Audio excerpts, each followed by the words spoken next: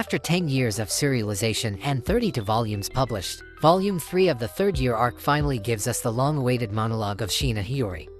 Hiyori is the only main character in this story whose past we still didn't know anything about, but this monologue of hers didn't tell us anything about the past, but something more intriguing about the future.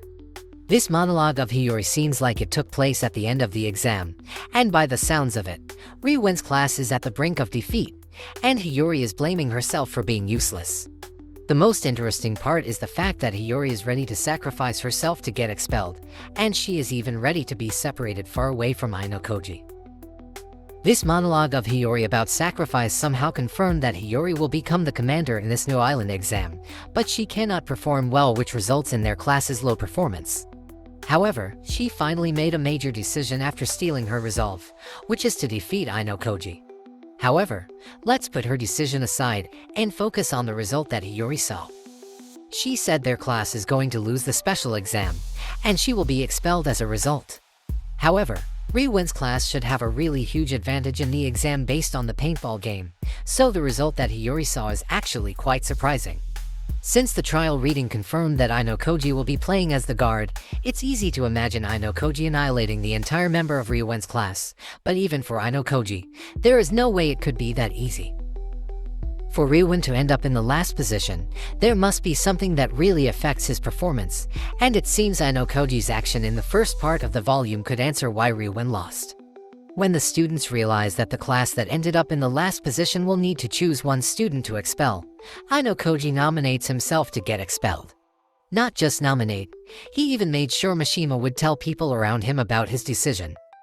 If Sakagami heard about it, there is a high chance he will tell Ryuen about it, and Ryuen will do everything he can to make sure Ayanokoji gets expelled. This is the same strategy Ayanokoji used in the first volume of the third-year arc, and if Ryuen falls for the same trick once again, he should just withdraw from school immediately. Ryuen could probably know that it is a trap from Ayanokoji, but even if he knows, there is no way he could completely ignore it. Whether he realizes it or not, he will try to eliminate Ayanokoji's class first, and that will make his move easier to predict. The same thing could be said about Horikita, but since Horikita is less aggressive than Ryuen, it's more likely that Ryuen's class will become Ayanokoji's greatest victim. However, Ayanokoji's plan could also mean a direct challenge to Ryuen and Horikita. Perhaps Ayanokoji is bored with the current situation and wanted to show them how scary he is if he decided to be serious without holding back. Whatever his intention is, we need to wait for the full release for a complete explanation. And now let's return to Hiyori's monologue, especially the part where she said she will leave the school.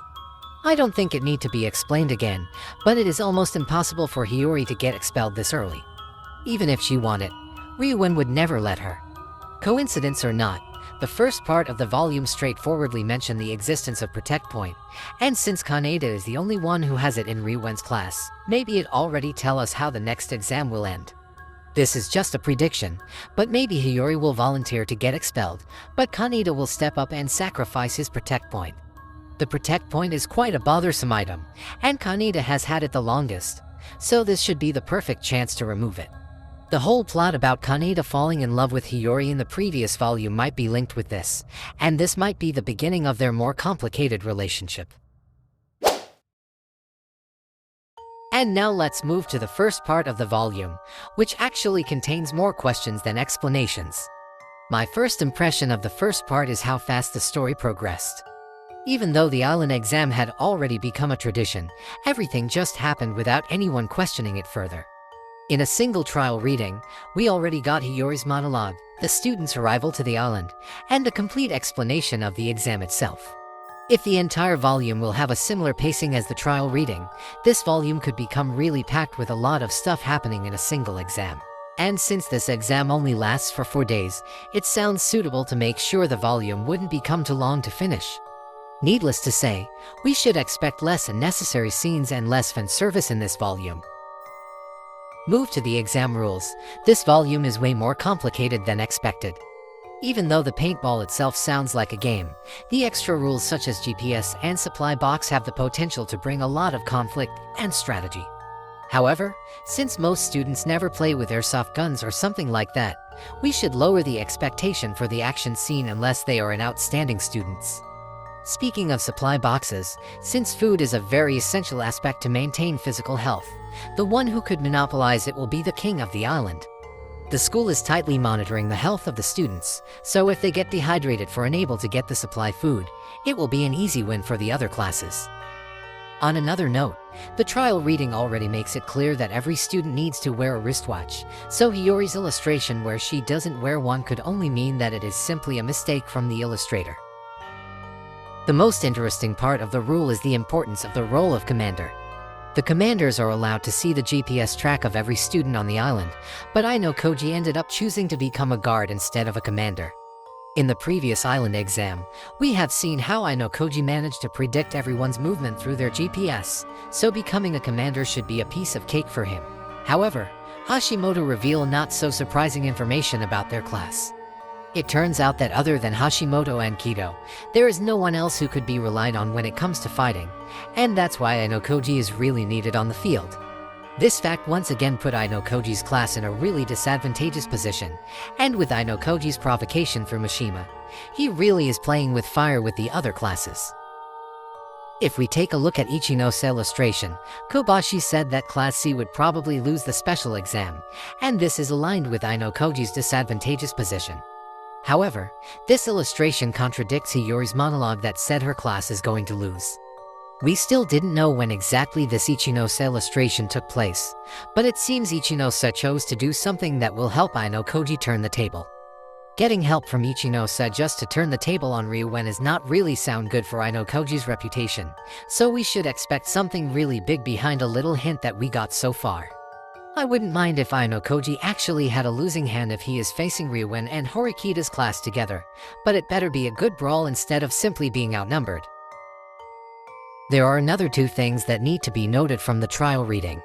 The first one is the fact that the first and second year students are present on the ship, but don't participate in the island exam. There is a high chance they will have their own island exam, but I doubt they will participate with the third year, so it is most likely that they will take a turn to use the island. However, since this island exam most likely only took one volume to finish, there is a chance the next volume will take place on the ship just like volume 4 of the first year arc. They will probably get another exam on their way home, and since the first and second year students are also present, the next volume could become a real game changer that even surpasses the island exam. And the last thing that needs to be talked about is the existence of side stories. So far there are 3 confirmed side stories, which are Morishita, Shiraishi, and Horikita. Morishida's side story will most likely become another joke just like the usual, and Shiraishi's side story is most likely linked with her leaked illustration of entering the tent, but Horikita's side story is the most interesting compared to the other two. Horikita already become a narrator since Volume 1 third year arc, because half of the story is now narrated through her perspective, so she no longer need a side story. There is only one explanation why she need a side story, and that is because the story will be narrated through Ayanokoji's point of view. If we combine this with Horikita's colored illustration, it's safe to assume Horikita and Ayanokoji will finally have their reunion after the last disastrous meeting. Maybe they will only talk about the exam, but since Ishigami already meet with Horikita, we should hoping for more serious interaction between them. At the very least, I hope their reunion wouldn't become a simple harem bait that will just waste a few pages of this volume.